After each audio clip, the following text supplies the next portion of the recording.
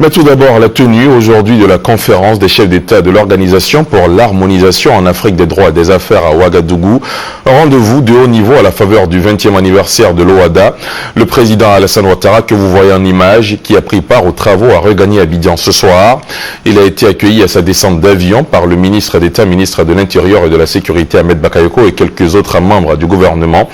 En marge de la rencontre officielle sur l'OHADA, le président Ouattara a eu une rencontre avec les chefs d'État membres du Conseil de l'Entente, avec en toile de fond le projet de la boucle ferroviaire devant relier tous les pays de la sous-région. Ont également pris part à ces réflexions les responsables des groupes Bolloré et Témis.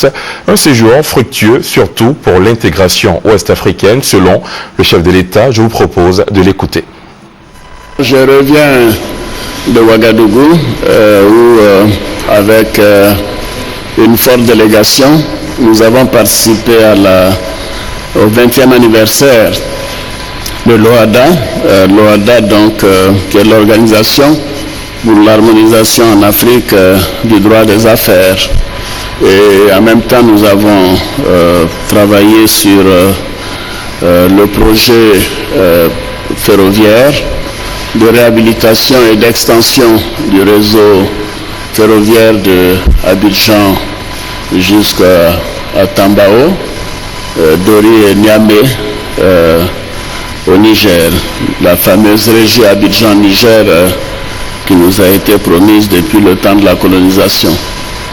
Alors, évidemment, sur l'OHADA, plusieurs chefs d'État étaient présents, notamment d'Afrique de l'Ouest, mais également d'Afrique centrale. Et c'était donc la première réunion statutaire des chefs d'État et de gouvernement. Et nous avons considéré que le bilan de l'OHADA a été satisfaisant.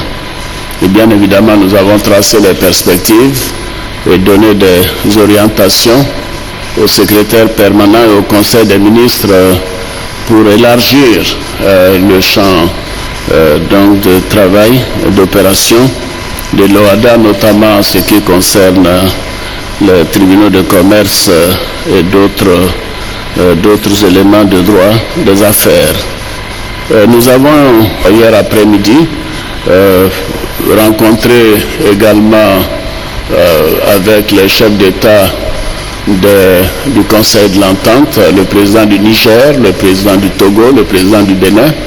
Le président Compaoré et moi-même avons avec eux rencontré les opérateurs, les deux grands opérateurs qui se proposent de travailler sur le chemin de fer, la réhabilitation, l'extension et l'exploitation de la mine de Tambao au Burkina, la mine d'uranium au Niger, donc toute la boucle ferroviaire qui irait d'Abidjan, Ouagadougou, Tambao, Dori, Niamey, Parakou, Cotonou et Lomé.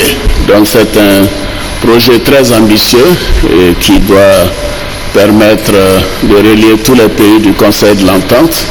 Un très gros investissement sur plusieurs années, 1000 milliards de francs CFA.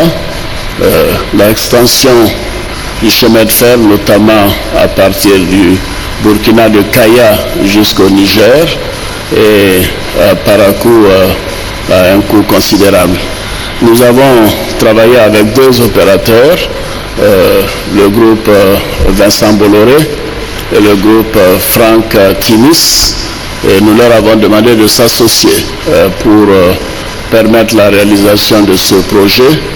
Et un projet de convention a été préparé par nos ministres et bien évidemment ce projet fera l'objet de discussions entre les opérateurs et les pays concernés pour la première partie du projet qui ira donc d'Abidjan, Ouagadougou, Kaya, Tambao et Dori. Cette portion déjà fait près de 500 milliards de francs d'investissement et devra créer des milliers d'emplois aussi bien au Burkina qu'en Côte d'Ivoire. Donc je dirais que le séjour a été très fructueux et je me réjouis de l'opportunité que j'ai eue de rencontrer mes pairs du Conseil de l'Entente et bien évidemment les autres chefs d'État, notamment l'Afrique centrale.